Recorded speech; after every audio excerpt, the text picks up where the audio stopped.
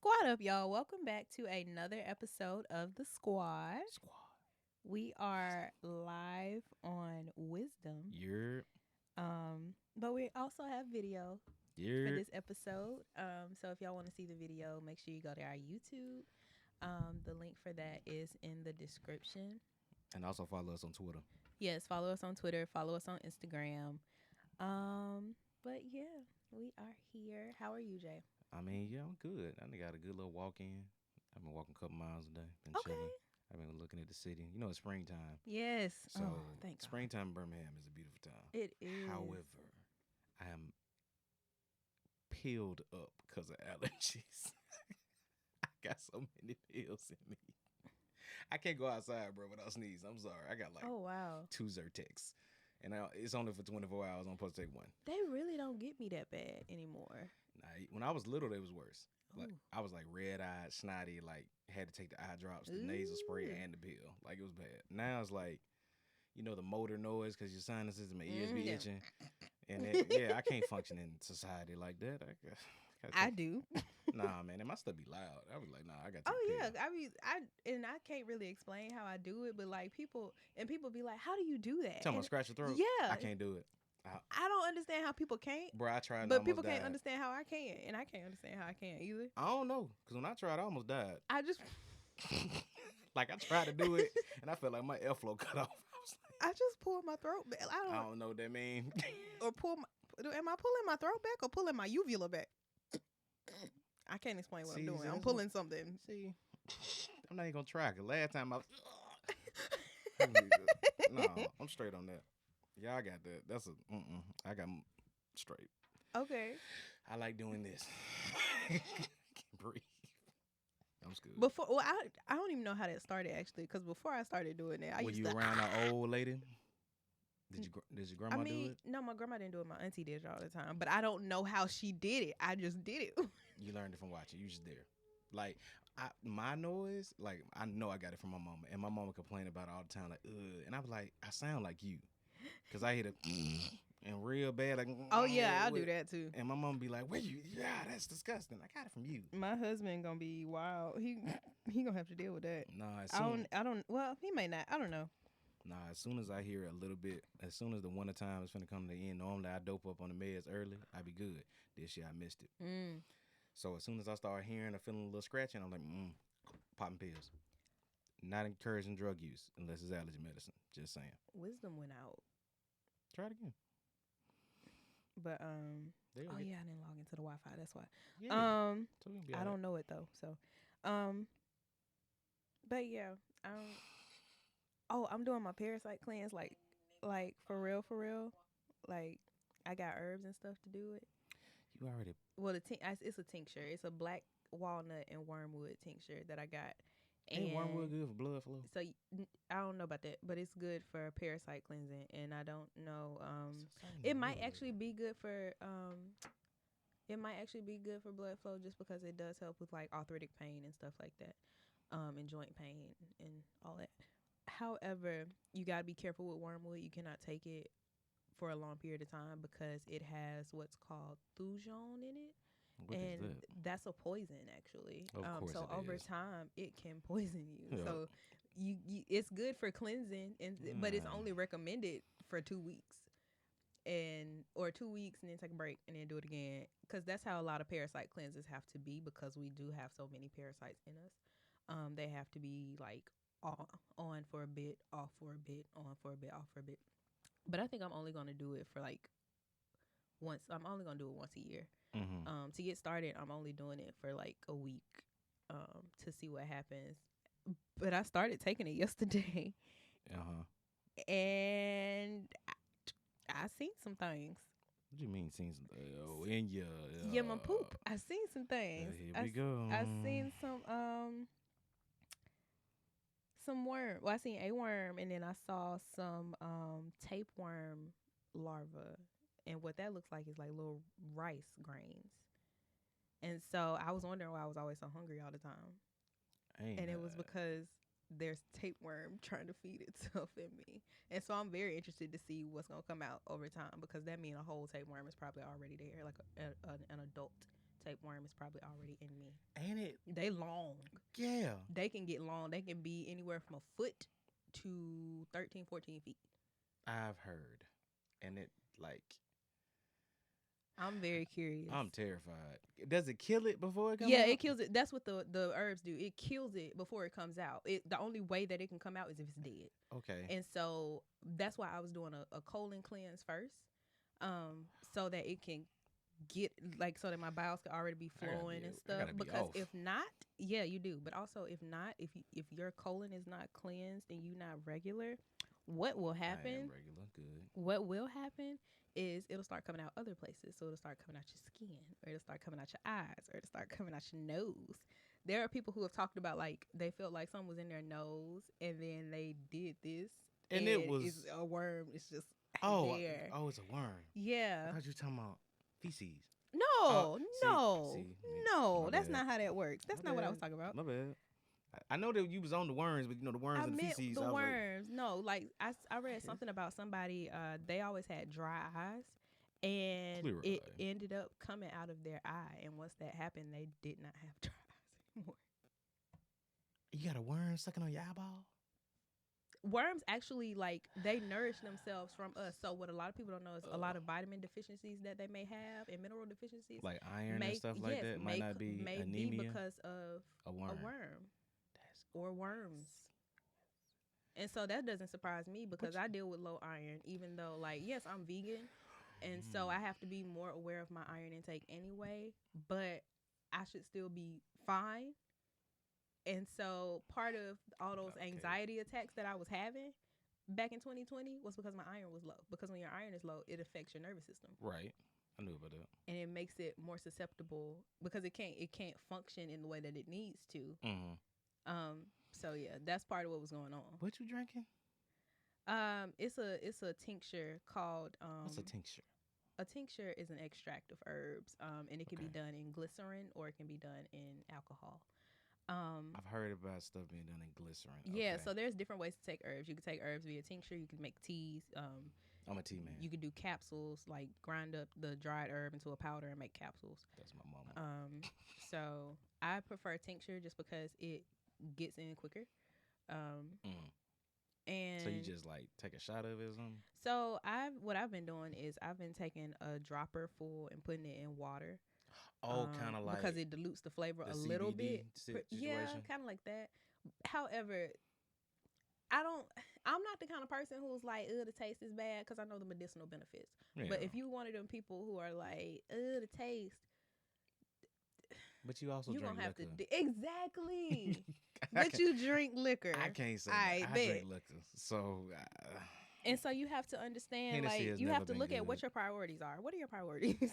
Hey, I'm just saying, if you can drink Hennessy, you can do anything. And that brings me to another thing that I thought about today. I was having a conversation with this lady who's a member at one of the gyms that I work at, and she's a black lady. Okay, I had to make sure. And she was like, she said, I ain't never seen one of us in here before, because it is an expensive gym. Exactly.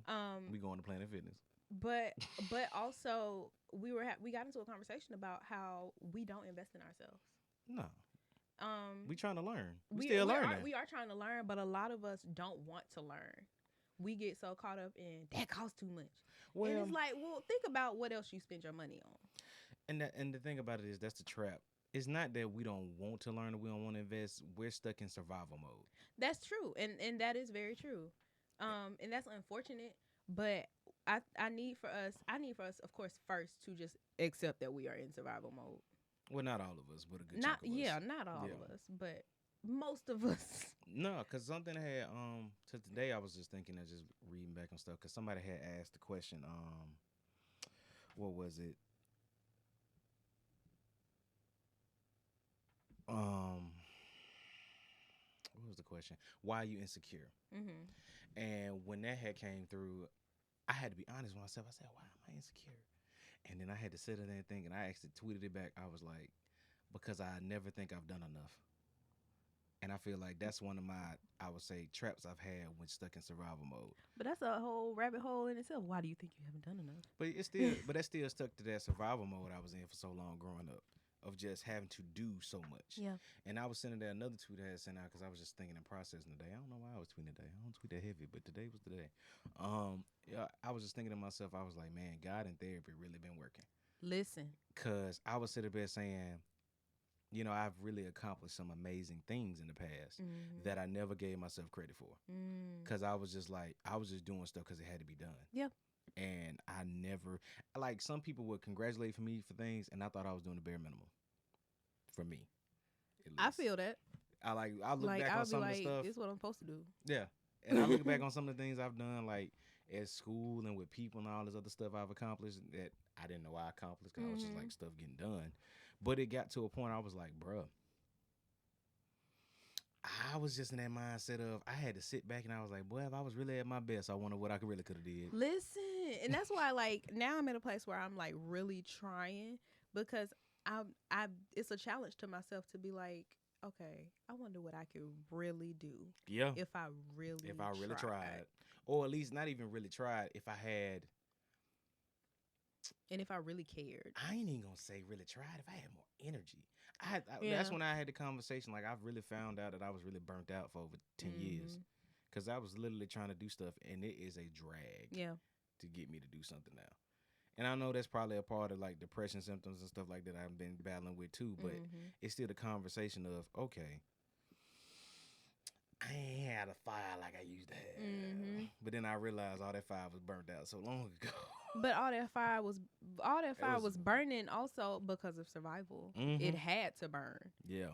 And now you got to ask God to bring that fire back without trauma and without feeling like it's a burden.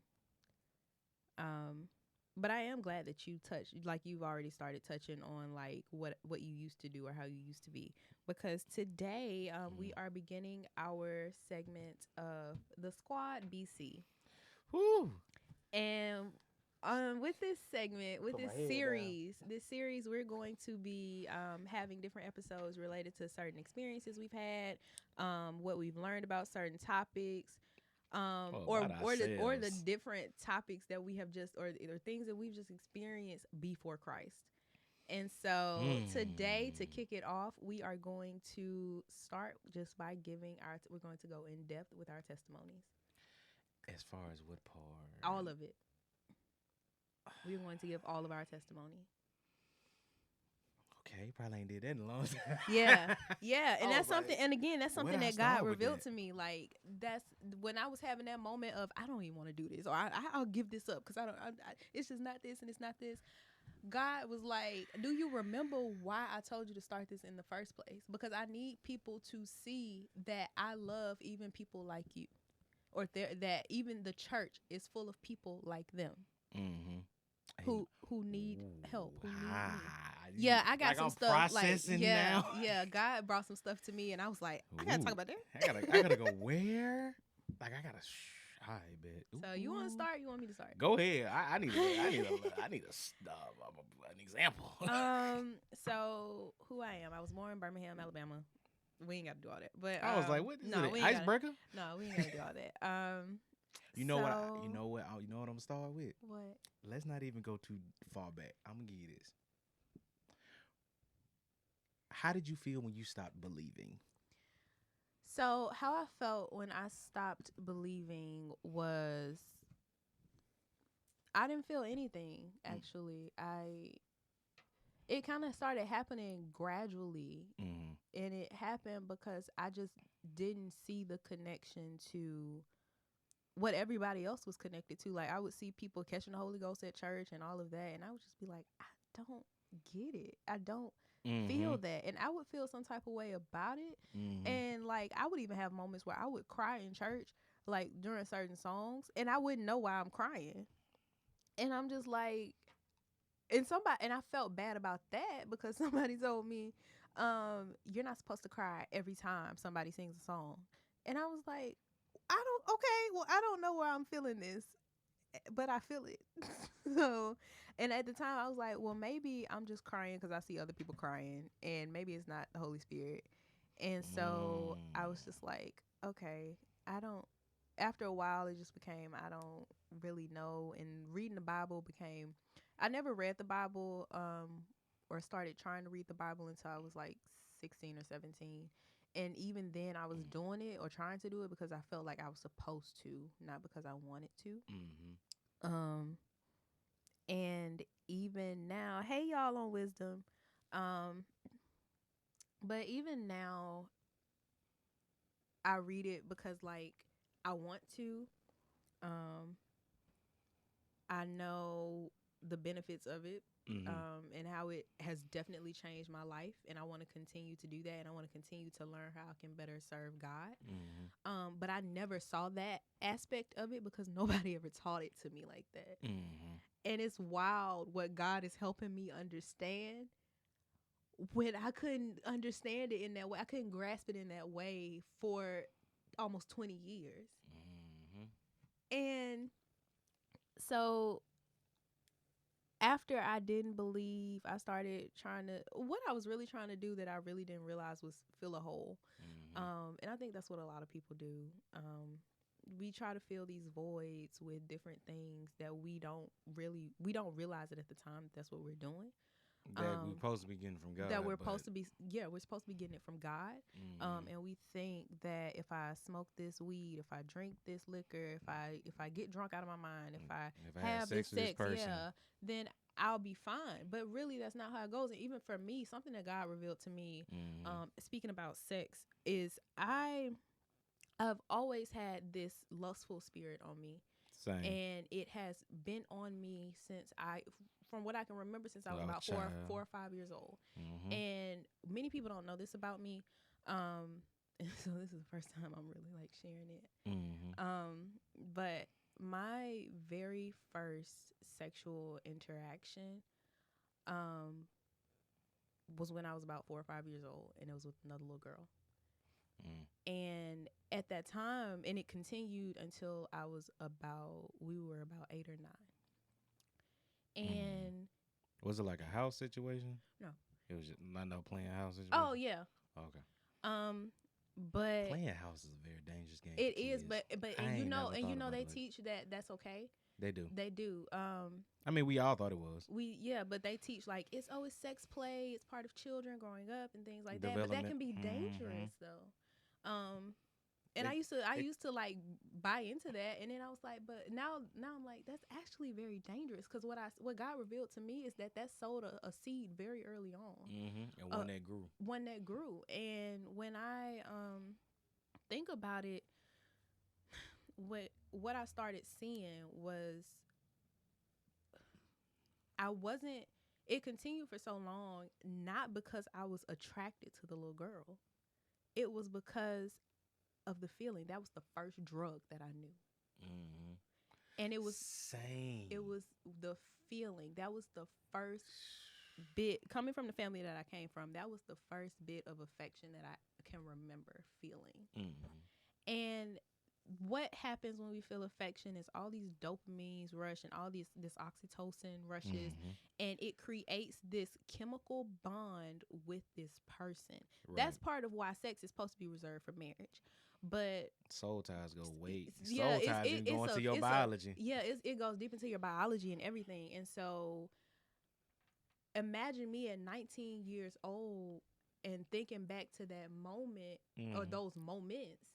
And again, it happened consistently. And it wasn't like, because the person and I, we've talked about it, because her and I couldn't even remember who initiated or anything, but we've talked about it and apologized for it and all of that.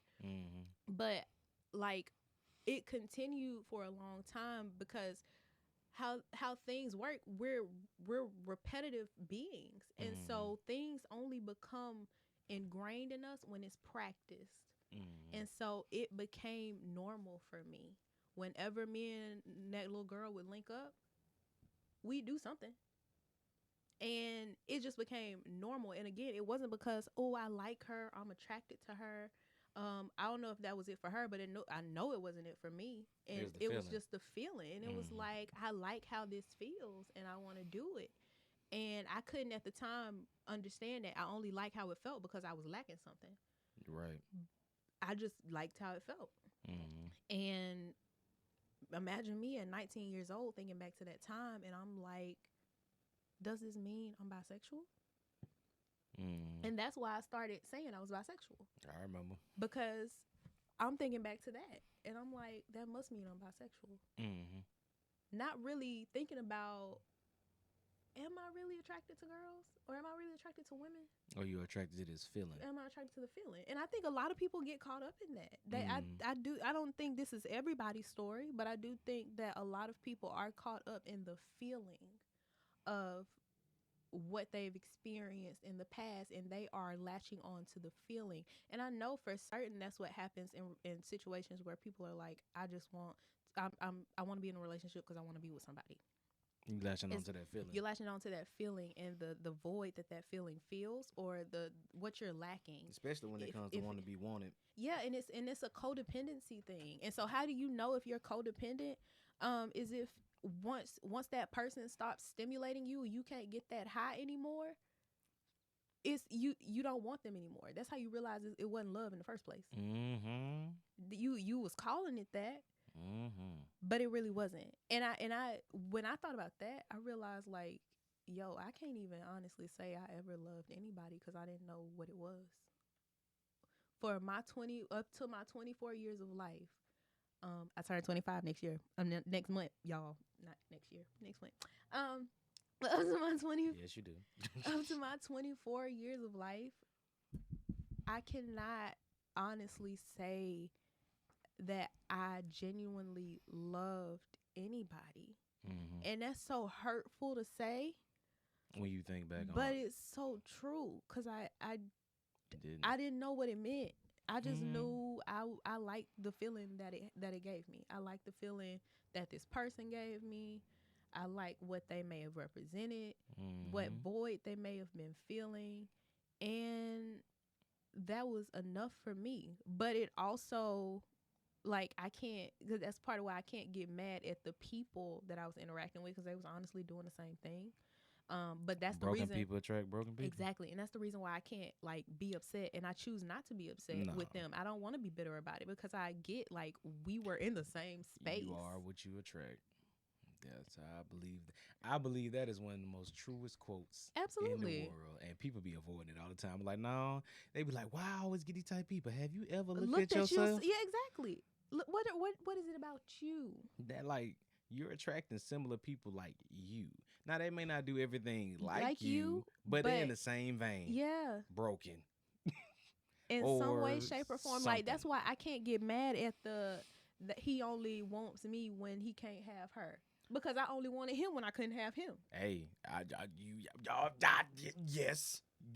I couldn't get mad. And him and I have had conversations. And boy, I was waiting on you to hit that one day. One of our very first conversations, like, about that was, like, when we were first whatever, is, do you want me? No. Or, like, do you want to be with me? No. And I started telling him about the other person and talking about how I liked him. And he started trying to help me talk to him. Isn't that a movie? I don't know. I'm trying to think. But what's also, like, it's also kind of a double-edged sword for me. Because, just not gonna lie, like, stuff started growing for me, like, emotionally. Mm-hmm. And not to say that it was love, but I did start to feel something. And I honestly did want to see where it went. And I honestly do want to see where it goes. But no. Just because, again, I'm not meant to be somebody's second choice. God didn't create me for that. He created me to be somebody's only choice. And so if it's a situation where you only want me when you can't have them, then that's not what that's supposed to be. But yeah, those are the types of situations that I ended up in before Christ, because it's all I knew. It's all I attracted for myself. It's the place that I was in. And I was in that place with a lot of people, even before college. What are you laughing at? I'm not laughing. I'm getting gut-wrenched on some situations. Okay. I'm thinking back and I'm like, some stuff's starting to make sense while you're talking. And I'm just like, oh. Yeah. But yeah, I started, I would say middle school is when stuff like that really started happening. And like I started latching on to people just because they made me feel something, and A lot of people did. like chasing shamelessly. That's how you become a hopeless romantic. Yeah. Mm-hmm. Some things is just natural. Some stuff is just from other things. But like the chasing was just terrible. When I think back, I cringe because I'm like, girl. But I was so broken. It's like you thinking like you think back and be like, girl. I think back, but like you. Ooh. What is your problem? Like, what was that? You weak A.N. Man, look, I'm sorry. That's just me. But Rage. yeah. Yeah, I didn't realize it. Like, I look back and I be like, you look so pathetic. What in the world is your God didn't make you for this?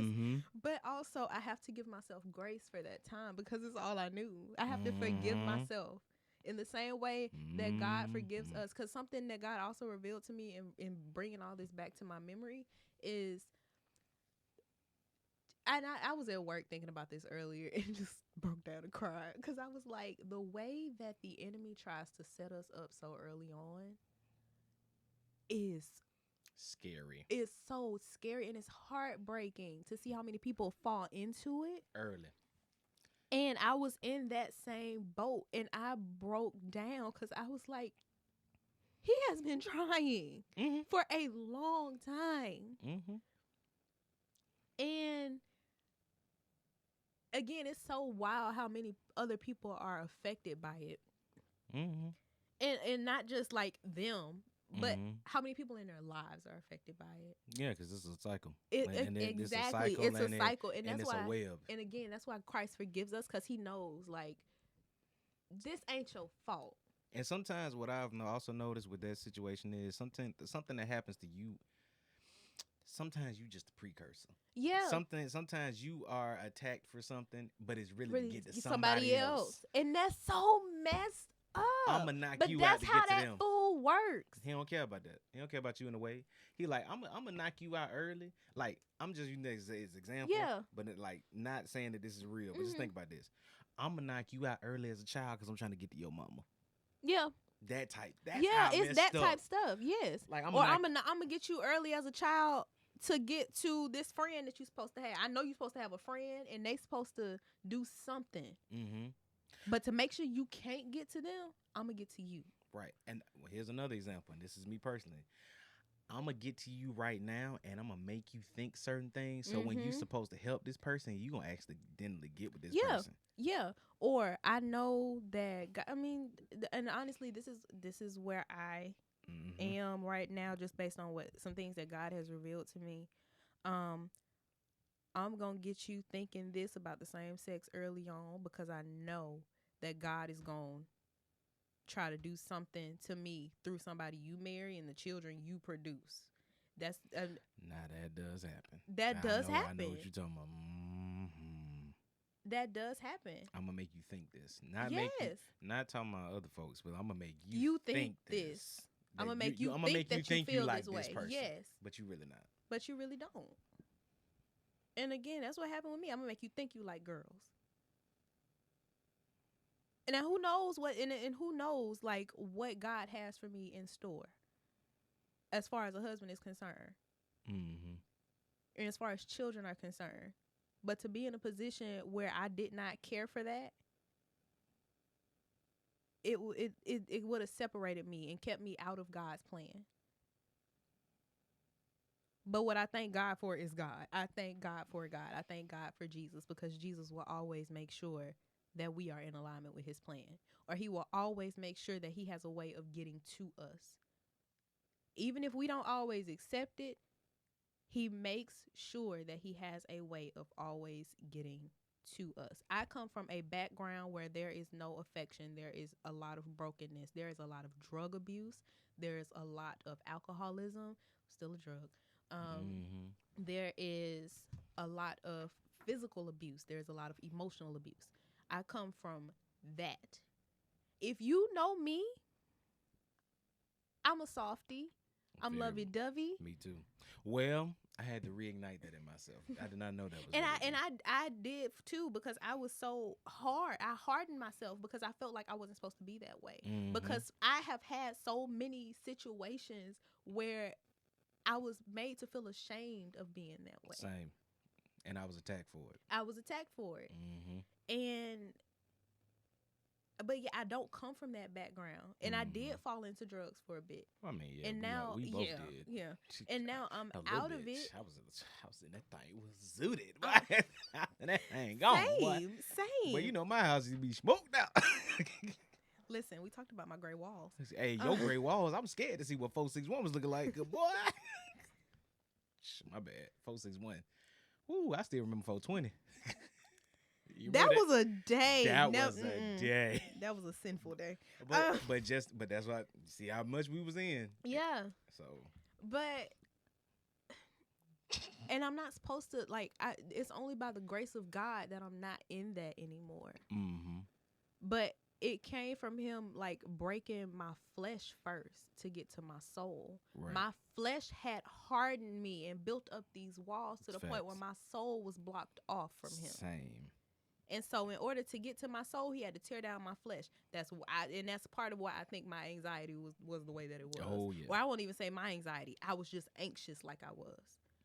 The reason why I was anxious like I was, the reason why alcohol just started tasting bad to me. I think you had a build up. Yeah. You had a build up to that. The reason why weed just started feeling awful for me. Mm-hmm. I was smoking every single day. Why is weed suddenly making me feel terrible? You did. And that started even before all that, because there came a moment where I started getting sick. Like, I started throwing up after smoking. Yeah, you told me about that. We did actually had a conversation about that. You asked me about that, if that was happening to me. Yeah. No. But I get it. But I get it. Like, it was God breaking my flesh to get to myself, breaking down all of these things that I had built up. For a while, I didn't want to eat. You didn't. I do remember that too. I was ready for all of this. And there came a time God was breaking down my flesh, all of these things that I was leaning on. Sex didn't feel the same no more. And that's tough. Masturbation didn't feel the same anymore. Mm-mm. And I used to do that heavy. Yeah. And yeah. The reason I was doing that was to feel to have the dopamine release, so I could feel the oxytocin and all of that for myself. But to no avail, honestly. Because I didn't really feel that great about myself in general. So a chemical reaction wasn't going to do it. And that's the reason why for a lot of people, sex don't fill you up the way that you think it should. That's the reason why porn and masturbation doesn't fill you up, because you already don't like yourself. And usually you feel as just as empty as when exactly. you get done. Like, exactly. Like you empty out yourself and then you feel emptier. Like, exactly. And that's the reason why, because it's a matter of you having some self-actualization, you liking yourself already and liking who God made you to be. When you are still worried about being ashamed of who you really are at your core, or trying to hide those parts of you, or not feeling safe enough to be that you, or not feeling like you are loved, and because you don't feel loved, you start to feel unworthy, and so on and so forth. That chemical reaction really ain't gonna do much for you like you think it will. That's why drug addicts keep trying to chase a high, because it does not fill you up the way that you think it. The reason why they say that Jesus is a well that never runs dry is because he is. That is the only being who you can go to him and your thirst is quenched every single time, better than before. And it's because nothing else can do it. It's only him. But we try so hard to lean on these things. I tried so hard to lean on these things. If I have this weed, I'm straight. If I have this liquor, I'm straight. If I got these tequila margarita bottles, I'm straight. If I masturbate, I'm straight. Or if I got this person to have sex with, I'm straight. But it leaves me feeling worse. It left me feeling worse than before. And it just makes the pain worse. It makes me realize how lonely I am. and how I keep trying to numb this loneliness. You sound so good. These. I heard that these. I'm trying to numb these. I'm trying to code switch. Listen, for what? Listen, I code switch for too long. I'm straight. And even then, I ain't code switching enough. I ain't code switching enough. I've been code switching all day. I ain't got time. Thanks for calling Hot Work Stressful. When I'm at work, and that at first like couple seconds until I realize my customer cool, and then I might switch it up. Yeah. When I realize my customer on that, when I got what can I help you with today? When I gotta call black folks. Boy, all my black customers cool with me. Like, I just like it's. Why it cost so much? Well, listen. Let me break it down to you. Why my bill so high? Listen, man. Let me go and sit. I'm gonna put. You know what? Let's get on the same page. Pull the bill up so you can see it. Every cadence, every diction flies out the window. Now hold on right here. Look at it right here. Go down to the number right here. Like, this is me on the phone. Now, why you do that? Now, why you buy that? What did I buy? I ain't buy. It says you bought AirPods on this date on this day. Oh. Now look at you. You on the phone. Now look at you. Now what we can do about this is you can take them back because you weren't supposed to buy them. We can get your credit back on your account. Do what you need to do. However, you did this. Now, do you need a promise to pay? That's our little extension program. Yeah. Do you need a promise to pay? I'm just. No, you gonna figure this out? You got till Friday. Ooh. I ain't even being cold with it. I'm just like, partner, you telling me what it is. You fussing at me. I'm like, you ain't paying me. Yeah. This your bill. And I don't care enough about it. Let me stop. I'm just playing. But yeah, that's just and I mean to sum up the rest of my testimony, I was going through all that in 2020. I had like a major breakdown, a series of major breakdowns. To the point where I could not be alone. I couldn't be by myself. I was I was passively suicidal. I just found out what that meant recently. Yeah. When I went to EAP, I was like, "Oh, that's a thing." Dang. Yeah, I was. Didn't know I was that for so long. Smooth. I was passively suicidal. I was. I just wanted to run away, and I didn't want to feel how I was feeling anymore. And there came a time where I had to leave where I was because I was afraid that I would kill myself, and I was afraid that I would kill myself and nobody would find me, and that nobody would care. We had that conversation, and I ended up. I think I fussed at you that day. Actually, I think I went off because I was hurt. You told me that. I ended up going home to my mom, which me and my mom weren't really in a good place either. But we were trying, and I went back home, and I've been back home ever since. But in that time, I came to Christ because I realized that Christ had been pursuing me, and I also realized that if I didn't welcome him in, I was going to die, and I didn't want to.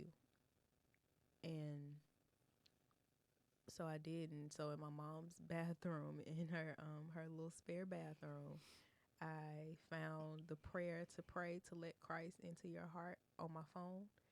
And I did, and I just cried, and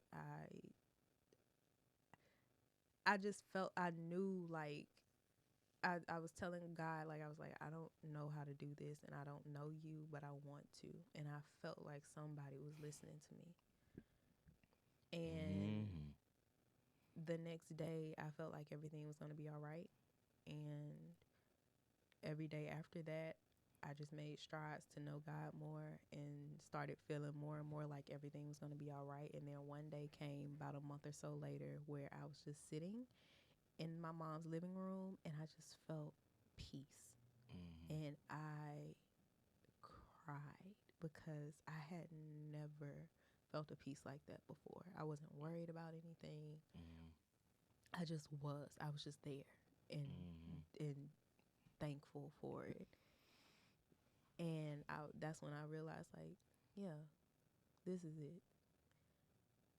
And now I'm a follower of Christ, and the more I learn about Christ, the more I want to serve him, the more I fall in love with him, the more that I realize, like, how awesome he is and how he like just knowing that he loved us so much that he made us for one another, like all throughout this world, not just the people that we are closely connected to, but the people beyond us.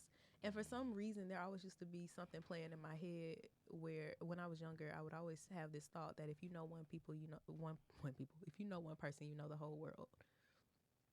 And that rings true, just because I, in it's just because of how we're connected, and it's so amazing to think that how I can better serve one person will help that person be able to serve someone else, and help them be able to serve someone else, and so on and so forth, to the point where we're all showing God's love across this earth. And so that's what I want to do. I just want to be able to let people know, no matter what you've been through, no matter where you've been, God has a plan for you. God has purpose for you. That whole cliche, but it just let you know it's really, really true. I don't care how far away you think you've gotten from him. He has a purpose for you. And also just know, us being right here and talking to you about this is God shining light on you right now and trying to speak to you right now and into your life right now. So that's me.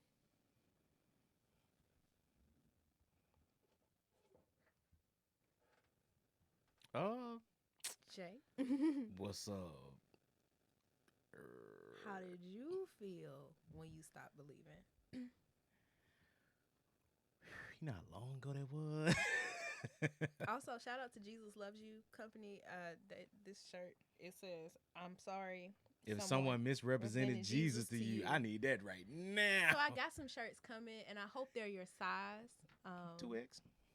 I'll see. I hope they are. I got some coming. If they are your size, Well, you'll get them. probably not for long. The way they weight falling off. Good God, you know that. Shout out. But how was I? I was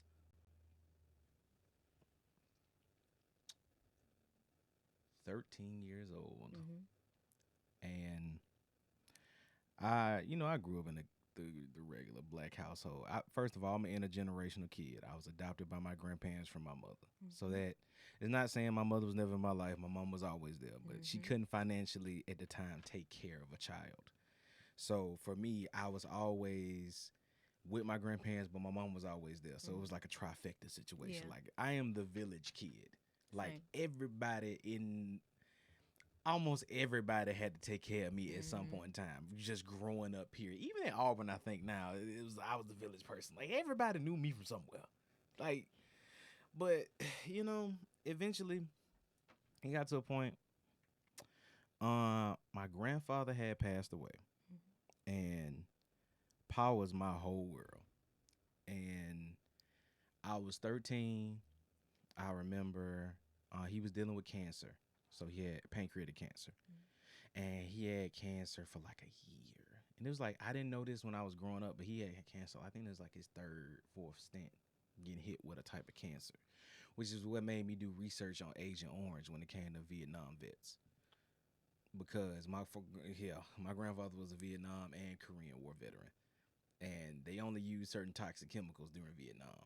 So that made me do a little research into what was being used, because apparently a lot of Vietnam veterans are having a lot of health problems, maybe based off of what was in the air during that time.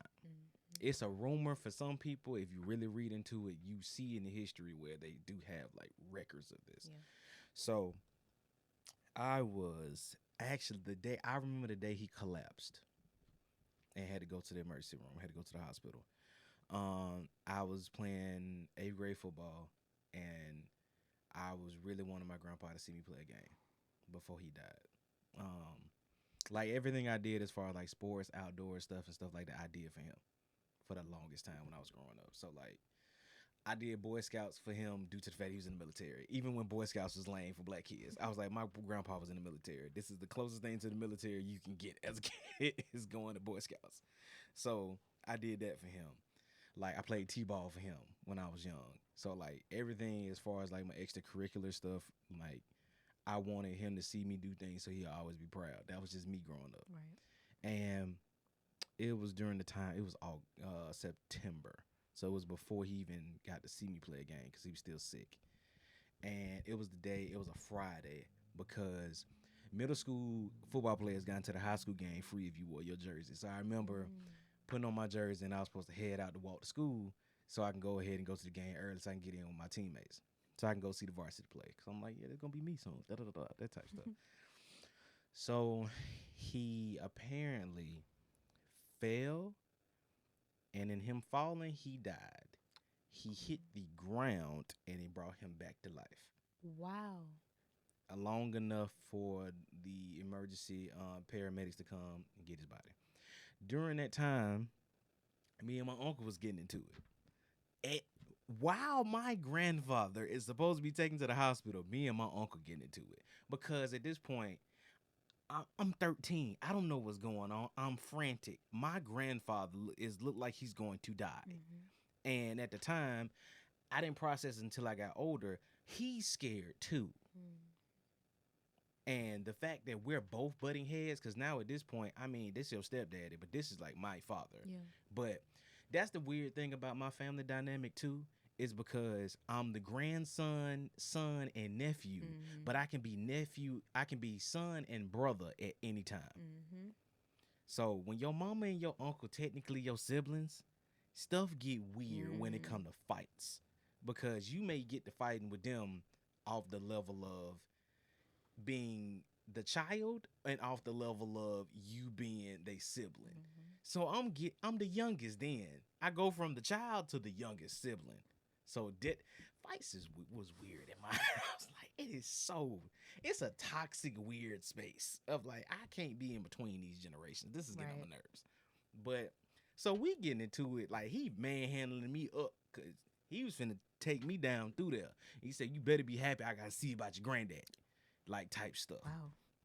Cause we was getting into it. Like, but you can tell it's just the emotions of the time. Yeah. So I remember, and this is what started me hating my family actually at one point in time. When they finally took him to the hospital and stuff like that, we knew they took him. I think he was in the hospital for like maybe over a week. But I finally got a chance to see him. And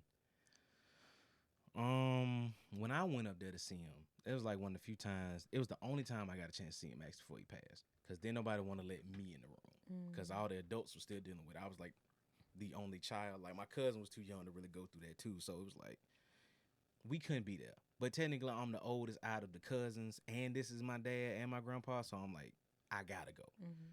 So when I go up in them, his kidneys are already shut down. And I remember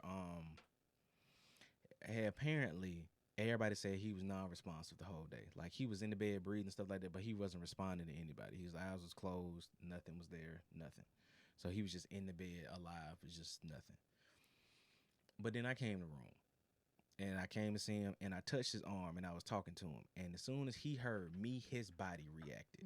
Like he jumped. Even though he wasn't all the way there, that was the first reaction the doctors had seen him do the entire time. Cause I was his baby. I was his boy. Like that was it. Like my grandpa might have did a lot of things, but I was his like restart at life when I was born. So like whatever he did before I was born, like he might have not been the best to like my mom and my uncle and all of them. But when I came out, it was restart. So it was me and him. But so he reacted. They had to take me out the room. You know, it was an emotional moment. Whatever.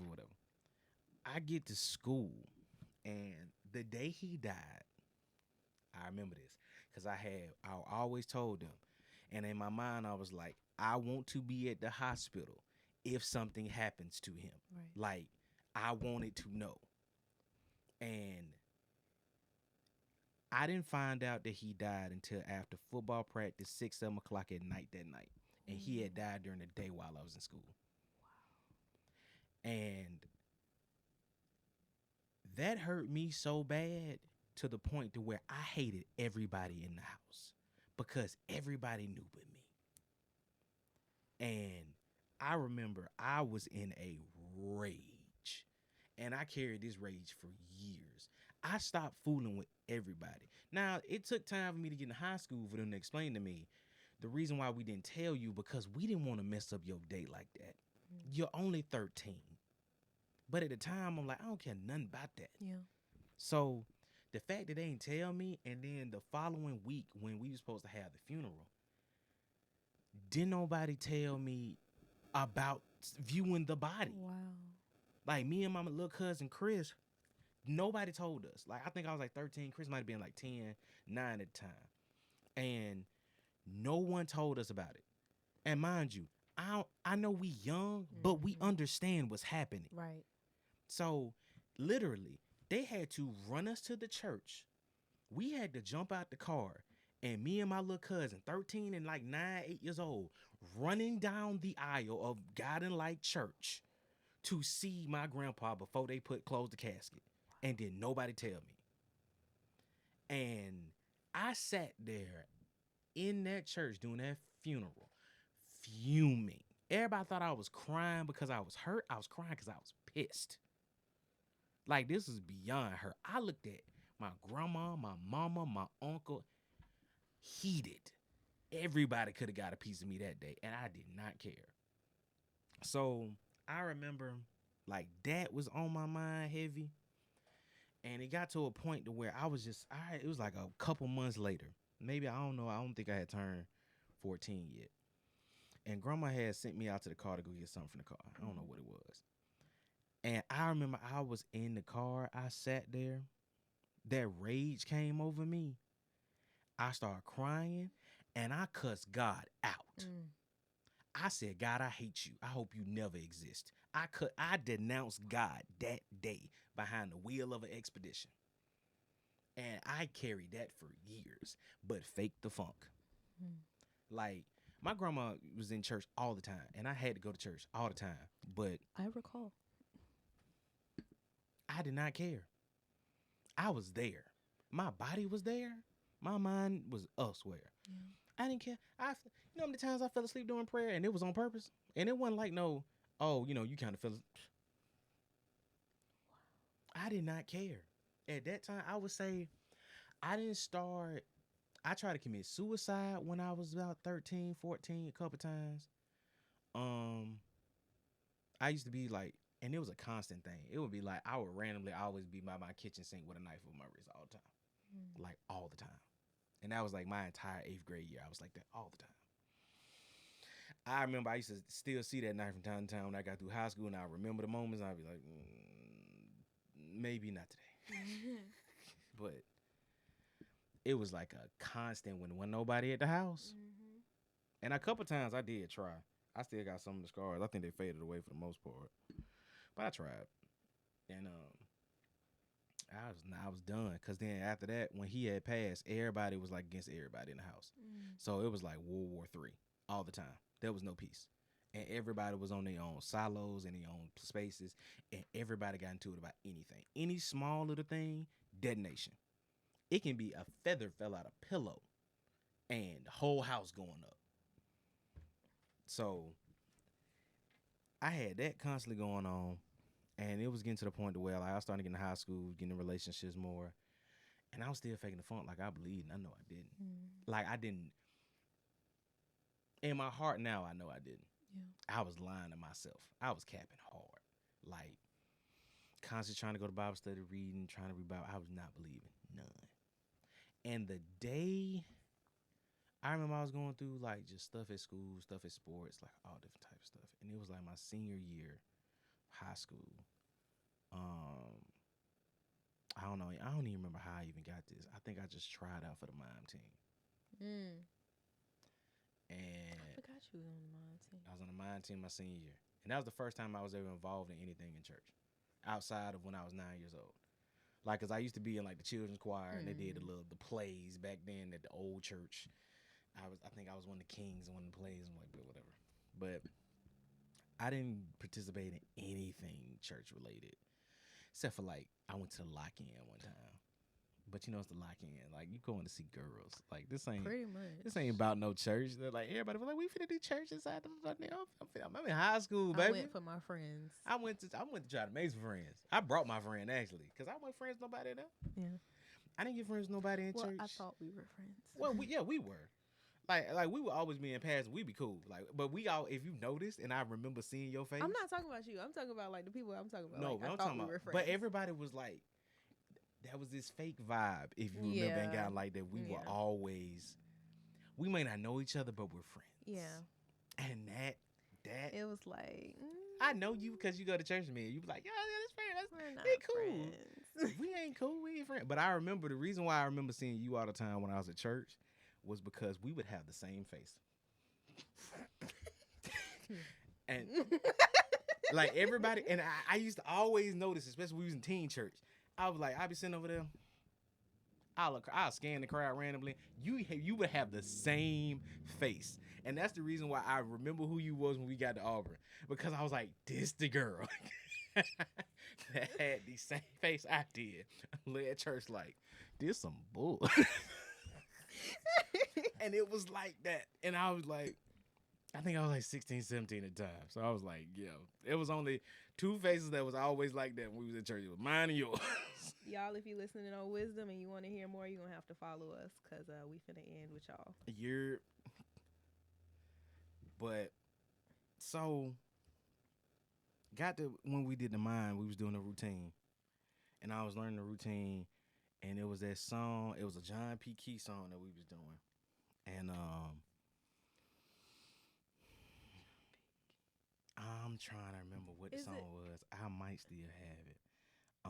But the song we was miming to, the stories we were telling in the mime is what changed my heart. Because it was stories in the routine that we were miming that I was like, I went through this. I'm going through this. Like, and I'm trying to see, Life and Favor. That's what it was. How that song go? We can play like, I'm play it later. I mean, so we can play like 40 seconds of it. But Life and Favor came out, and it was before it was out like heavy. It was on the radio then. It wasn't even out as a single yet. But we ended up doing a whole routine of Life and Favor, and we was telling stories about how certain circumstances when it came to people in their life and believing, and how instead of getting revenge, God had life and favor on them. And I'll play it for you later. But it was the stories that we was miming out that I was just like, it made me change my heart to the point to where I was like, all right, you up there. It's been about 4-5 years since I even really believed in you. I faked the funk for so long. I remember I saw some of my Facebook memories like recently when I was like, God is so good, this, and I was like, dang, I lied like that. I was lying like that. I be looking at my stuff like that too. I be like, girl, you didn't even believe. I ain't even believe. So I remember I had finally like gave myself up to Christ. My first time giving myself Christ at the time was when I was 12. Because my grandma and my mama didn't do the like forced baptism as kids and nothing like that. They was like, they wanted me to make the decision on my own. So I was 12. And this was back when God like used to like take the pictures of the new members and people put on the wall. Like, oh, you know, you gave life to Christ that day. Yeah, whatever. The crazy part is the next year I would stop believing. But that's wild how, you know, time works. So mine was the same way. Like, I got baptized that summer, and then like the next summer I didn't believe no more. Right. So it came to a point to where I started trying to like, God, I know what it is now.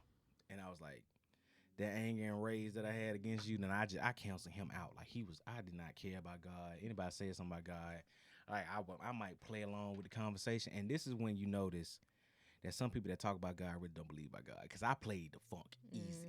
That's why when I knew, like when certain people you see on TV and everything like that, they talk about God, I'm like, nah, you don't. No, you don't. Because I know what it looked like. And like it's so much presentation to it that make you go, oh, nah, you ain't in that. Yeah. And now it's like I read folks, you don't care about God. This is marketing.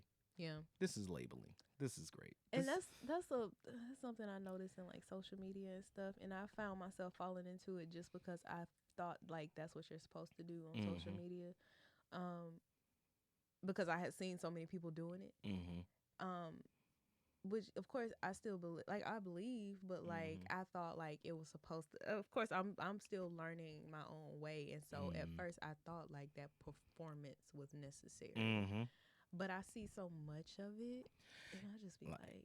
But when you sit up there and like when you have certain conversations with folks, you be like, yeah, you don't really believe. You just believe the narrative that you got right now. Yeah. And so when I had came back to Christ, I had, went to the altar, everything. I really gave myself up, like for real, for real. I was not playing. And then something just told me, and I think it was God telling me at the time, like, look, your next stage in life gonna be rough. I need you to be with me.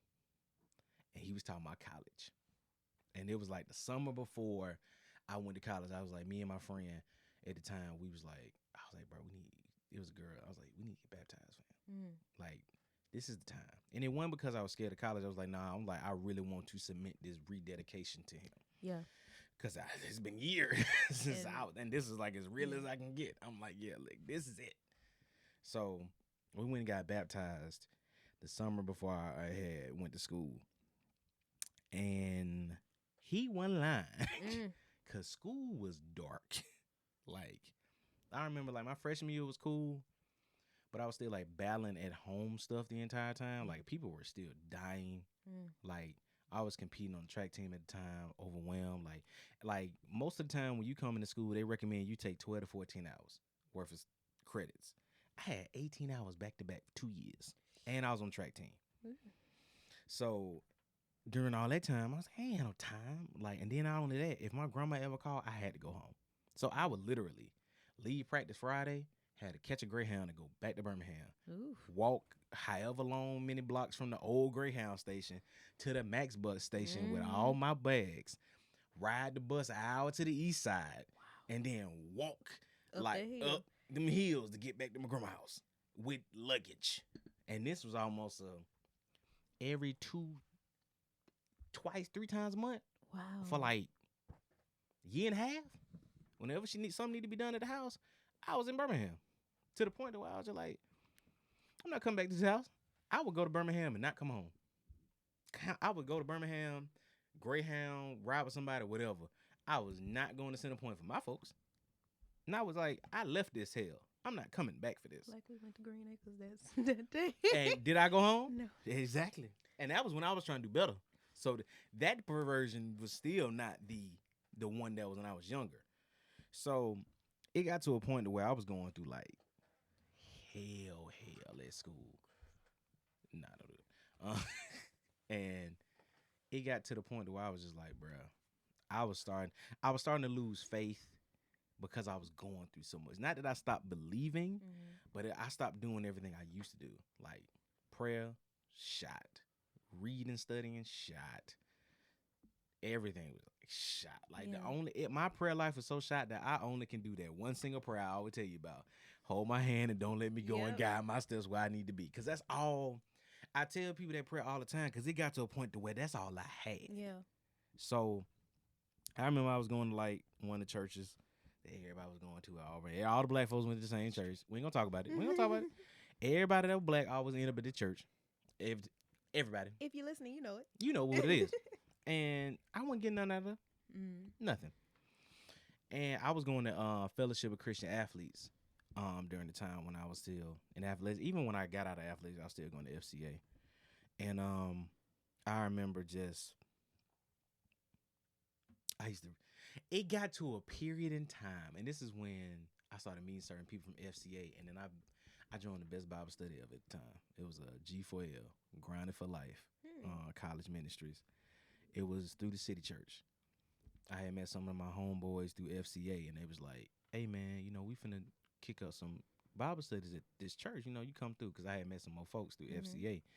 And my boy Quentin and Aaron had told me, hey, ride with us. We finna go to Bible studies during the summertime. This is when I was at my lowest point. Like, I had just quit pre-med because pre-med didn't make no sense. Ooh, I was only going. I didn't know you were pre-med. I was psychology pre-med double major. Yeah, I was in them streets. I was in them Sam streets, baby. And I was an athlete. And I was 18 hours max, 2 hours, 2 years straight.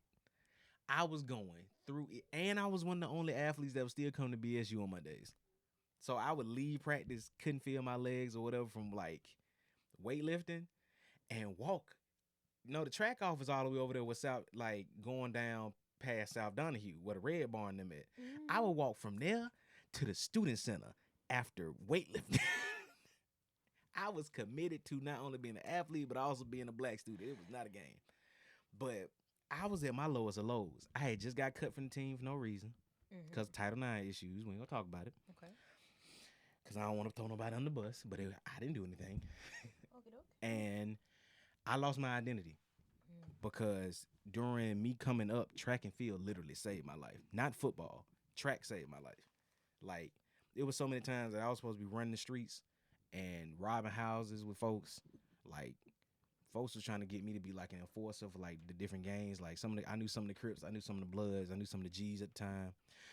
This was back when we still had GTO and Trail Fam.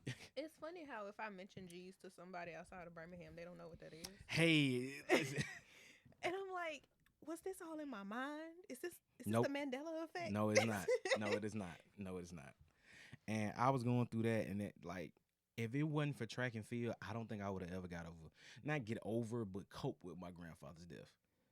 Because whenever I was going through too much, I went to the track. I trained, and I was like, I taught myself how to throw a discus properly from YouTube and watching the white throwers at the other schools. Like, cause we got a throwing coach, but he didn't know advanced technique. He was like my dad. So every time I went through pain or I was going through too much, I went to the track. And I did everything. I would go to the track randomly on Saturdays when I was going too much and be down there 4-5 hours. Wow. Even after like football practice during my junior, senior year, I would leave football practice, strip off the pads, everybody tired, everybody going home. It's still sunlight out. I'm still training for track after football practice. That's how much dedication I had. Like, during football season, like, I would have a full varsity game on Friday and be at summer track practice Saturday. I would literally come in the house, fall out on the ground, passed out from football. Whenever I got up, take a shower, do this. Cool. I'm up at 7 a.m. to be at 8, 9 o'clock track practice Saturday. I'm so tired for you. Like, during football, if I couldn't train with summer track, I would go training with the cross country team. Like, if we didn't have football practice heavy, I'll go running with them because my throwing coach was cross country coach. This how much I gave to this sport. Like, I gave everything to track for years. And then I ended up winning state championship. And at my school, didn't nobody expect me to do it except for like 2 coaches. Like my coach and then my head football coach, who he never told this to anybody. He said, oh yeah, I used to sneak and watch you go practice again. I knew you was going to win. Wow. So it got to the point where I didn't have a scholarship coming out because everybody knew I was going to Auburn. So nobody fought for me to get a scholarship. Like, no coaches was like trying to send my tape out, tell people about me. Like, folks that didn't even have a championship got scholarships like A&M because they fought for them. Nobody did that for me. Nobody. Only because they knew I had a good ACT score and I had grades. I'm a whole state champion without a scholarship. That don't make sense. And I had the marks. So I at least could have been, if I wasn't Auburn all the way, I could at least been HBCU thrower. I know for a fact. My homeboy threw for HBCU and did not win the championship. And I did. And I had marks better than him in certain events. And he still threw for them. Wow. So that goes to show you right there. Didn't nobody try for me as much as they should have. So I walked on at Auburn. You good? No, I'm just... Yeah. So I walked on at Auburn, gave my blood, sweat, and tears, earned a scholarship. Got cut the next year before the compliance meeting.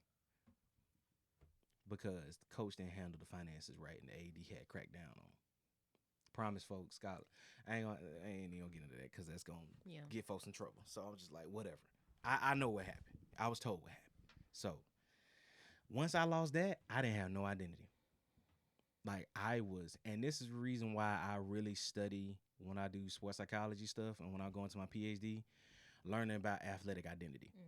Because you have so many people that pour their all into sports because that's all they had.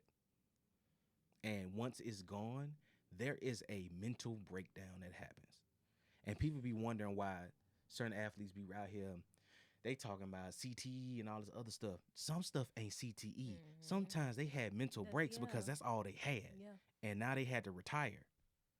Or they got hurt. Or something else took them away from the game. Whatever sport they had. And that's all they knew. And it's not like did nobody try to make them grow anything else. It's like sometimes, depending on your background, nobody else fed anything else into you but a sport. Yeah. So once that's gone, What do you have? who are you? So it came to that identity crisis of I don't have track no more. Who am I? And that's during the time where my belief had dropped because I'm like, who am I now? Like this. But then I noticed as time went on, I ended up going to the Bible study with my homeboys, like I was saying, and that was the first time I had met such a diverse group of people that was really, really, really about God. Like G4L. If anybody listening that was a part of G4L, y'all don't know, y'all saved my life. My boy Micah know to this day G4L saved my life because I was on the brink. I didn't have anything. It was to the point of where I was like, I'm finna transfer up out of here and head back to the ham and finna get into some mayhem. Ooh. And I knew for a fact I could transfer back to UAB and be running the streets doing whatever I want to do. I knew that. Or either go to Troy out in the blue where ain't nothing out there or something. Transfer, because I ain't had no friends. I was the only one at my class that went to Auburn. So everybody else went everywhere else. So I didn't have nobody from back home. So I had to gain all my friends through coming to school. But didn't nobody know this except for a couple people that I was literally on the brink. Like, my performance anxiety got so bad due to this time, like, because everything was on my shoulders. Like, I knew that I gotta make it.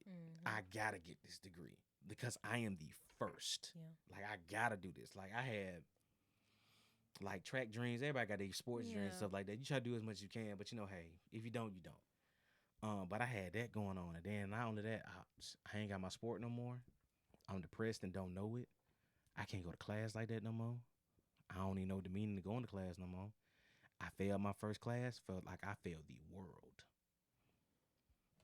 I didn't have nothing. And then it was just a downward spiral.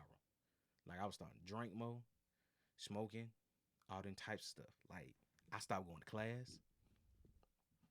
For what? I flunked out an entire semester. Not one class. I flunked every class in that whole term. Wow. Because it'd be times I just couldn't get out of bed. Like, I just didn't have nothing. And I like I said, my prayer life was so shot. The only thing I say was my grace and the prayer I always tell you. But when I went in there to G4L and I found Harold F. Frank Society at the same time. Wow. Yeah. That's why I always give as much as I could to have during the time I was in school. Because if it wasn't for those two entities, Jay was up out of here. I had brothers that I can depend on to teach me the ropes of how to swing this school life. And I had brothers and sisters in the spiritual that can really pray for me and be down for me and teach me. So I ended up, and this is during the time I would say for like years, I was always the main person at the altar. Like, when it's altar time at City Church, I was at the altar so much. People just start coming up to me like, son, what you going through? And I was going through everything. I was going through everything. Like, I was so down bad. I was a stepdad. Process that. I had disappeared from my friends. I wanted to be a stepmama, so I ain't even going. No, I disappeared from my friends. Like, my junior year, I was gone. I was nowhere to be found on campus. Like, my friends would even be like, Jay is a ghost. And they would tell you to this day, like, junior year, I was literally taking care of a baby. And in this relationship that I was not supposed to be in, doing all types of stuff that I wasn't supposed to do. I was in a dark place. Like, and this relationship was extremely manipulative to like the extreme. So when people talk about manipulation in relationships, I understand. Yeah. Because how I go from a college athlete ascending to now I am the hood statistic again, taking care of somebody else's child that don't care nothing about me at all. And showed that constantly. That brings up something from my testimony that I forgot to bring up. Like, my interaction with that little girl was the first time that I had like an actual toxic relationship. And it was because And I was in several. That little girl would also bully me when she got together with her friends, but then we would turn around And have moments. Yeah. But I ended up in relationships like that. I had two relationships like that. I've seen a trend where I've just ended up in relationships with people who didn't like me. Mm-hmm. I ended up in relationships with people who didn't like me. Or they just didn't express that they liked me. I ended up in relationships that folks that didn't like me, they like what I can do for them. Yeah, that. They liked who I was in certain veins, but not who I was. Yeah. Yep. So, and I've had relationships where I know for a fact that I was used in order to make sure they had support to excel. I know that for a fact. Not saying that they did it on purpose, but you can do a lot when you know somebody holding you down. Yeah. And I was the hold down person, for sure. And I was in some toxic stuff to where, like, I'm all out in Tuskegee when I don't need to be. That's how crazy I was. But I was out there. Like, when people be talking about, I went to Tuskegee, I went to the university. Nah, I was in the Tuskegee streets doing stuff I wasn't supposed to do. Wow. Like, I know about Tuskegee in ways, like, around in the area. Like, between, I would say, as far as Valley all the way down to Valley. Shorter. I know 85 South, 85 North. I'd have been up and down through there the entire time I've been in Auburn. Like, when folks was at the school, I was probably in Notasulga. Like, this how much I was running them country streets doing stuff. Like, I was out there. But when I got into G4L and I got into the city church, once I started hitting them knees all the time, I started to recover. Okay. And like I said, I was at the altar almost every other Sunday. Because I was like, I was repenting for everything. It be like that. And it got to the point to where this is where church hurt come in. Mm-hmm. It got to a point to where I had been in G4L so long that I ended up sharing ministry with one of my boys. And during this time, I would say that I felt unprepared to be a college minister. Because what people don't know is the people who really know me know for a fact I was a college minister for a time. And I never felt worthy to do that. Yeah. I had so much hell in my life to be called, or at least be, I wouldn't even say called. I would be say appointed to be a college minister. I shouldn't have been in that role. To me. Now I know I was in that role for like God's assignments and purposes during that time. But during then, nah. What I look like being a college minister for? For what? I got baby mom drama. It ain't my baby mom. Right. And I got all this other stuff. Smoking, drinking, all this other stuff. And I'm a college minister. Nah, I can't be this. So what I did was, because I felt like I was never worthy to be a college minister. This is the prayer I always made before I started doing anything. Because I was still studying, reading, trying to get sermons prepared. And I was like, Lord, look. You take control every time. I was like, Lord, I do not feel like I'm worthy, and I'm not misleading your people. So use me however you see fit. Right. You come speak through me, if change up the study, whatever it is, Lord, this is your time. When I step up in this pit, this is you. It ain't never me. Yeah. To the point to where I have had whole sermons I cannot remember. And it's to this day, I remember some other college ministers coming to visit to just see, I guess, try to do this community thing. Because, you know, that was when we was doing racial reconciliation on campus. Remember that? Yeah. Got recruited for that. And I was on the whole panel for that. Interesting. But I remember one of the girls from one of the other ministries had came and she said, and this is what she hyped me up for. I have never seen somebody preach like that. And he was so heavy in the word. You tell he was taken over by the spirit. And as soon as he was done, he would sleep on the pew. Because as soon as I would like stop, I knew, this is how I know when God be taking over me sometimes, because I have no energy. I would literally go to sleep. And there was a couple times I would literally preach whole like study sermons. As soon as it's time for like fellowship, I'm sleep in the corner. And I'm talking about like balled up, like, like look like my body just limp somewhere. And everybody else like taking care of the fellowship and eating. I mean, and since then, during that time after I became a college minister, me and the pastor at the time that I was at wasn't seeing eye to eye. So I was going through a lot. So I ain't had no phone. Like I broke my phone. I ain't had no money. I was trying to work. I ain't had no time. I was working like Ruby Tuesday or something at the time. I was broke. Oh. I was.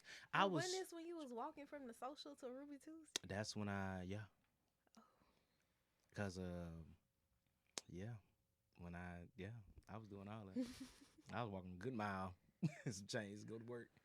So I ain't have no car, I ain't no money. All my money went to rent and whatever. I was just surviving. Phone broke, couldn't afford to get a new one. I couldn't even afford straight talk, and everybody know how cheap straight talk is. I couldn't even get a straight talk phone with the checks I was making because the rent was due. And mind you, this how you know I ain't making enough. Rented times on $3.95, so that's how you know I ain't making enough. Listen, my $460 rent, I miss so much. I couldn't afford $3.95. So he was trying to get in contact with me because he had this vision for what he wanted college ministry to be or something like that. I didn't know this at the time. So when we finally met up, he was like, I want you to meet these two ministers that we have in the church, and they're going to be your mentors. And I was like, all right, cool. I do need some guidance. I'm going through a lot. And this one I really poured out to him because we ain't talked for like months while I was still doing stuff because we were always missing each other at the church. And he would be calling my friends like, I need to talk to Jay. I'm like, well, he don't have a phone. Like, you going to have to catch him. Yeah. So he finally called me one time at church, and I poured out to him and said, I apologize. Like, Pastor, I've been going through this. I've been really going through it, been trying to keep everything together. Like, majority of G4L had graduated by then. So it's like everybody was majority grad students, like from Tuskegee and Auburn. So a bunch of G4L had graduated. So it wasn't that many of us left. But we starting to get like more engagement from other folks from other ministries during that time. So I was trying to hold it together, but I was going insane personally. And he was like, yeah, I got these mentors for you. They're going to come, see what you're doing at G4L. They're going to try to help you out. I said, all right, cool. I really need that. I appreciate that. I really need some help, need some guidance. One of them that came to one G4L when we was preaching stuff like something, doing the study sermon. She gave us some good points. She's like, yeah, me and my husband finna, help you.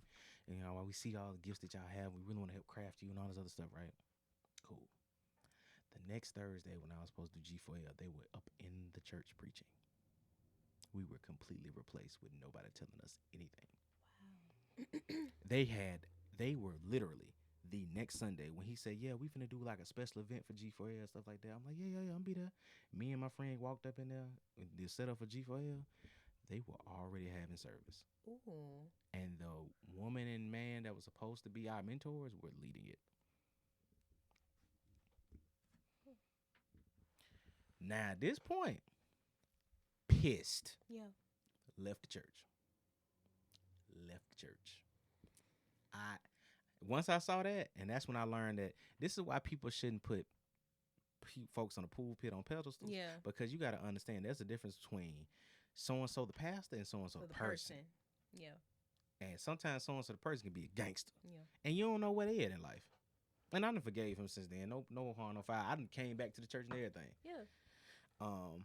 But during then, that was like my last straw. And I was just like G4L was what saved my life, like spiritually during that time, and it was taken from me. Another thing that was taken from me. Without nothing I was doing, taken. So you done took track, you done took G4L. So you done took my athletic life and part of my spiritual reawakening was taken. Namesake wise. Yeah. Couldn't deal with it. Then all of a sudden the person I was dating at the time, she was struggling in her faith. So because she was struggling in her faith, I stopped going to church to make her feel better. And it was because I loved her so much, I didn't want her to make her feel bad for like, I go to church and you don't. Yeah. But that was because I didn't have the maturity and the leadership and the time in me to take the time to be like, nah, come with me. Yeah. I didn't have that at the time. I was still growing and maturing in ways during that relationship. And I remember the thing that really hurt me towards the end of that relationship was this. And this is what made me really have to do a 360 when it came to God. And in another relationship I had, somebody led me more towards that personal sabbatical that I needed to have. I needed to have personal time with God to recoup everything. And that's what I call Florida sabbatical, which we didn't talk about on several podcasts. So everybody know how much Florida changed me. Yeah. So it was this one relationship I had. I remember the ending of it. It was during the end times before we broke up. It's something that hurt me so bad. And it hurt me so bad because I knew what I had sacrificed in order to make somebody else feel comfortable. And she had told me, said, yeah, I started going back to church.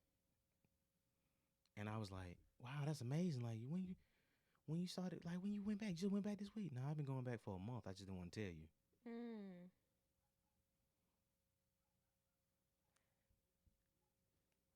That, amongst other things, sent me over the edge in that relationship. Because I was like, I literally sacrificed this part of my life so you would be comfortable. And now you snuck to do it because you felt like I would say something about it. I would congratulate you for going to church. When can we go together? Yeah, that's kind of a, I don't know, that's kind of a slippery slope in a way, because I see both sides. I see that side, and I see like that's like a breach of trust ultimately. Like, you didn't even trust me enough to bring this to me. Oh, but that was a breach of trust in a lot of things. Yeah. But that was just one of the ones like, you're hiding it, but also like, it's a personal for her, thing. yeah, it's a personal. It could have been just a personal thing. And I get that. Like I said, I see both sides. And like now, because I'm mature enough now and I've had time away from it, yeah, I get it. Yeah. But it was a breach of trust in a lot of different things. And the fact that this was one of the areas that I legit sacrificed to make you feel more comfortable. Right. Like, we had conversations about God in church. She was like, yeah, I don't really know how I feel about it. I don't really know if I believe anymore. Kind of this. Like, we've had those conversations. And like, I was going to church every Sunday. I would like leave and go to church even while she was at my house. Like, that type of stuff. Like, okay, you want to go? No, you want to go? I'll meet you back when I get back.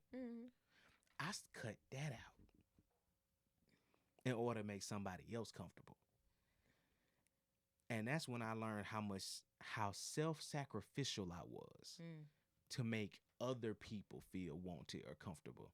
I learned that during the times when I was going through school, I self-sacrificed everything in order to make sure other people were all right. I did it in my academics because the girl I told you about with the baby, I bailed her out of jail and FA'd a class for it. Wow. So that's, right.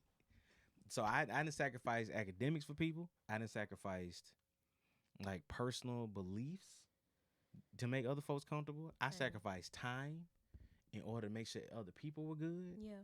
I sacrificed God in order to make somebody else happy. Yeah. So that's why Florida was so important, because I had to really have that sabbatical time to sit down with God. He's just like, it's just you and me. Look, I done seen your entire journey up to now. You got a bunch of mountains and valleys around this mug. It's just me and you. You ain't in the hood no more. You got a job, but you by yourself. Your friends not around. You ain't got no responsibilities outside of going to work, coming home, and track. I'm going to give you that. But it's just me and you. We finna talk. And for 8 months, from the moment I got off the plane, after my birthday to go to work, to the moment I left Florida, homeless, transformation. Yeah. So God took me through some things in order to make me realize I ain't never left you through all that. Same. And I'm going to love you throughout all of it, even when you don't even believe in me. Same. And that thing I always return to in every moment was, I'm going to be all right. Yeah. Because God got me. Yeah. And boy. And that's why I can talk to so many different people. Yeah. Because you see that story? Yeah, and I think about that, and I think about, first of all, I thank God for you. Like, your whole journey up to this point, because I'm glad God made sure to be, and not to say like in a self-centered way, like it was for me, but like, no, I am part of the impact, and I thank God for that. Like him saying like him putting those different things in your life to make sure you didn't fall off, even though you were on the brink. He's like, no, I need you. No, I need you. We need to talk about me dying. Listen, that's a whole nother episode. Oh yeah, we could do oh an that's on that. we that's gonna, an episode. That's an episode. But yeah, I thank God for you. But I shout out to my ex for saving my life though. I still out to this day. I would never. Not even about saving my life though. Is because that particular relationship I learned a lot about myself, and I learned a lot about life, and that's the reason why no matter how we ended, I never disrespect her. Yeah. No, never. Yeah. And then some people, and I know at one time she was worried about, you always feel like you're indebted to me. I say, you're like, no, I'm indebted to you for a lot of other ways. Yeah. Because you taught me in multiple ways how I needed to become in order to be ready for where I am now. Right. So that's why I don't say nothing bad about it. A lot of people be wanting me to say some stuff. I'm like, for what? Yeah. No. I like the part that you said about God taking you through things to show you, like, even through all that, I still love you. I'm still here for you. And I think about that. Like, when I first came to Christ, it wasn't like an automatic transformation. It's never going to be that. I don't want anybody to feel like when you come to Christ, it's going to be an automatic transformation. Nah, it's a journey. It takes time. Like, when I first came to Christ, I still had crystals. I still was burning. Try to burn sage in my house. I was burning No, because when I came to Christ, this is when you used to burn this. October, like I'm talking about beforehand when you was creeping towards. Well, yeah. You forgot you had your creep towards. But when I finally came to Christ, I still had sage, I still had crystals, I still had Palo Santos, I still had tarot cards. Still had all of that stuff. Did. And it took God, like, telling me, like, because I really had to say, like, God, if this is wrong, please let me know. And it took, like, as I got closer to him, I started feeling more and more convicted. And that's when I started throwing all that stuff out. And that's when I decided, okay, I'm not going to drink anymore. And that's when I decided, okay, I'm not going to smoke anymore. And that's when I decided, okay, I'm going to be celibate for real. Like, and that means that's a conversation. That means we're going to do an episode on that. That's another episode. But, like, that's when I came to the point of, like, absolutely no masturbation even. Like, that, like, when people think, well, not celibacy, but abstinence. I had to commit to that. When people say, like, abstinence, they think, oh, but masturbation don't count because I'm not doing it with somebody. No, it counts. It counts. It's still self-sex. It's self-sex. It's lust. Yeah. And so, and it's about what that lust brings in and what that lust does to you. You know what's so crazy about, I ain't mean to cut you off, but you know what's so crazy about that is that sometimes I've seen how in society we try to teach that you should do this because it's healthy. Yeah. And you shouldn't be judged in order because you do this. But understand this, the Bible also says man does not survive off bread alone. And so what that means is it's not just about your physical body. It's about your soul. And it ain't about the moral, social character in you either, because this world got a whole nother moral code that we shouldn't abide by. Exactly. Good to the world is filthy rags to Jesus. Facts, this world. Like, if he ever wiped this world with a Clorox wipe, you know how black that wipe gonna be? Yeah. Include me. Yeah. The wipe gonna be black. And that's because I sweated today. And so I say that because I want everybody to know, we want everybody to know, like, coming to Christ is a process. Sanctification is a process. And I like to say, like, how God has revealed it to me, I've said this before, sanctification is just a holistic wellness journey. And it's just, it's you learning about how to be well. In another way. In another way. In the way. In the way. And Facts. so, through the way. And Yahweh. That's really all it Yeshua one way, HaMashiach. true way. Where's it? Yeshua HaMashiach. But that's what it is. It's a process. It's a lifelong journey. And it's not gonna happen automatically. It's never like an automatic switch up. I don't listen to secular music anymore. The reason I don't listen to still do, and that's okay. That was a process for me though. Yeah. And the reason for that is it was another thing that started to just feel bad to me. Like when I would listen to it, it would just feel terrible. I would say I don't listen to secular music. I say the way I listen to secular music is different now. Okay, because I process it different. I'll say that different. Yeah, because Stevie Wonder is technically secular music. Facts. Because all secular music means it's just not Christ centered. Yeah. But I listen to Stevie Wonder just because I know, like, it doesn't take my mind to lustful places and all of that. I try to make sure that my mind stays Stevie on is a God. happy place. Yeah. I make sure my mind stays on God and the things that are of God. So I listen more to Stevie Wonder, and I like to listen to jazz. It just depends on what it is. Lo-fi for me. I like lo-fi. Listen, I have a whole Christian R&B playlist, Christian lo-fi, Christian rap, like. And it's just because it keeps my mind focused on God. And again, it doesn't lead my mind to dark places. It doesn't lead my mind to sad places, to lustful places. It keeps my mind on the things of God. So I won't say I don't listen to secular music. It's just the type of secular music. And that is a matter of my spiritual wellness.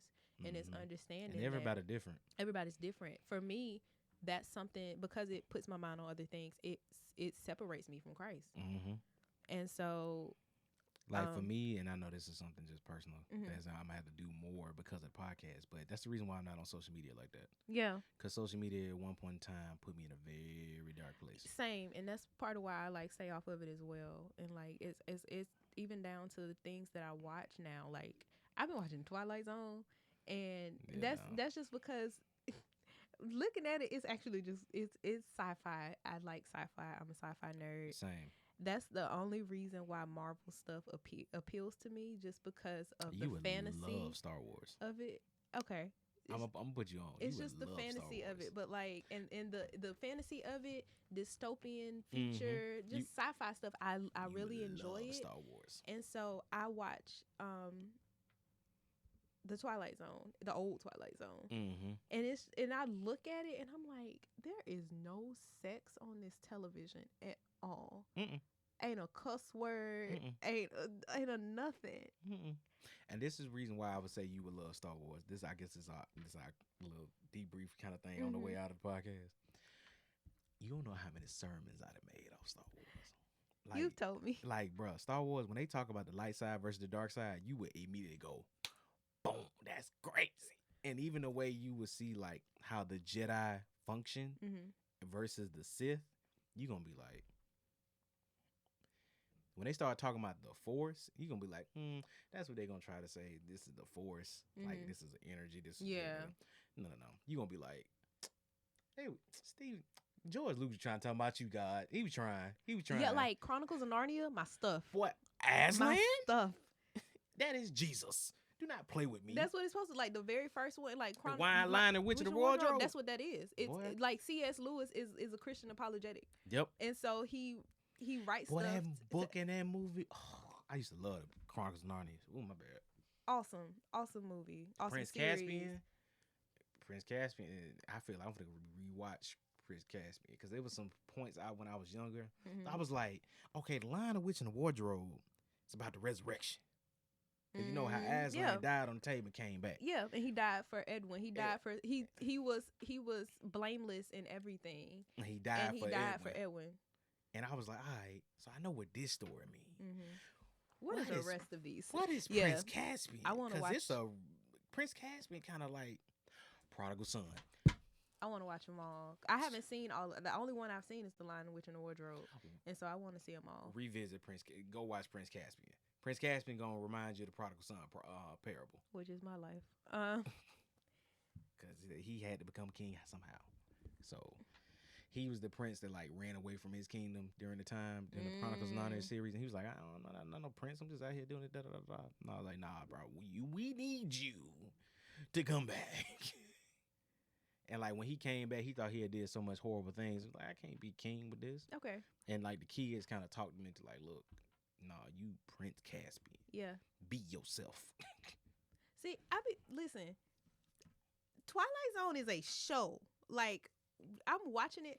Twilight Zone walked so Black Mirror could run. First of all, let me stop you right there. Black Mirror has still scarred me to this day, and I have not returned. The video game episode? The video game and the pig episode are just terrible. Like, I ain't been back. Minus, I ain't been back. Do you not know I ain't played online for like 2 weeks because of that episode? Okay, well, Twilight Zone is a show. Good. Like, I really rock the very first episode. The first episode is a dude, like, he wakes up in a city or a town that he doesn't know who he is. And he is, like, running around trying to find people to, like, help him out. And he can't find nobody. And it's just an empty town. It is an empty town. And he's like, where is everybody? Time for that. And then at the end, he realizes it's part of they touch on a lot of space stuff. And part of my reasoning for watching it mainly is because I be like, I want to see what they have already alluded to. As far as like current what life, is taking place that they alluded to back then, and there are you gotta watch The Simpsons for that. There are a few things like they allude to the space landing being at Area 51, because all that didn't take place until probably a decade after that came on. they alluded to it because there's an episode where these astronauts thought they landed on a they didn't call them planets, they called them asteroids. Of course it didn't. So Propaganda. they landed on an asteroid, and at the end it turns out they were in Reno, Nevada, where Area 51 is. Look, I'm leaving that alone for another time. Because that's a whole episode to itself. Mm-hmm. What has the Twilight Zone taught you about life? What has sci-fi taught you about life? Listen, the Twilight, like, because it always has a moral too. The Monsters Are Due on Maple Street is wild because it's an episode called The Monsters Are Due on Maple Street, and what it talks are due on Maple Street, and it's some aliens going around to different parts. This at night. That's the very first episode of Twilight Zone that I saw, and I saw it when I was 13. And it was because a teacher showed it to us. I've probably seen this episode. We used to have journal prompts, and you had a journal prompt on Twilight Zone. She showed the episode, and I did go to WJ Christian. Like I said, they care about y'all. We was stuck to Irwin High School, 7 through 12. When you had to grow up at 12, because you went into a high school at 7th grade. Yeah, they didn't care about us. But yeah, in that one, it talks about how if you're not careful, or if people are not careful, they will fight each other, or we will destroy one another when the enemy is really outside of us. And ain't that life? Ain't that Christ? Ain't that everything about this spiritual life? I'm also learning how my education was trash, but go ahead. Sorry, my bad. That's all I got. That's all we got. Yeah. No. This was a good episode. I thank God for this episode, and I really hope it blesses somebody. If you know someone who needs to hear this episode, please share it. Throw that thing that way. Yeah. When we share the clips on Twitter and Instagram, like, share it to your partners. Absolutely. Or your family members if you're really that close. Like, it be some stuff on here that people need to really talk about. Yeah. Or just need to hear. Maybe there's just a way. Maybe there's just a way that people have just never been able to hear it. Yeah, I mean, we really here for is open books of transparency, because like, we ain't better than nobody else at all. So we try to make sure that people know that, so you know how easy, or not easy, how welcoming Christ is. Right. Because boy, we wasn't right. Whew. I still ain't right. Ain't right. I'm getting myself together. When I tell you I'm learning stuff, and I'm just like, I suck. Not the I suck saga. There's a I suck saga. I think, like I said, life is all about learning. The moment you feel like you've learned everything, that's when life ends, no matter what age you at. So, I keep learning, keep maturing, keep growing. That's all that matters. And that's all. Peace. Yeah.